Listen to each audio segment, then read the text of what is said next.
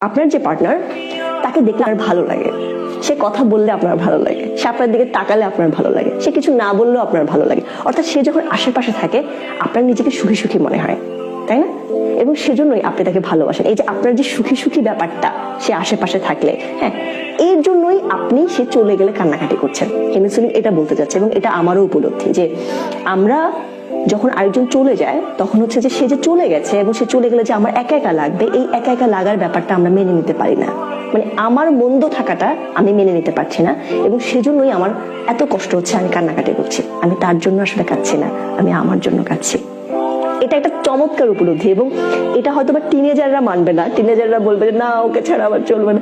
আসলে এই যে চলবে না, একা যে থাকবো, সেজন্যই মূলত আমরা এত কষ্ট পাই। একটা সময় আমরা সবাই বুঝতে পারি যা কিছুই করি সবকিছুই আমরা আমাদের জন্য করি, আর কারোর জন্য।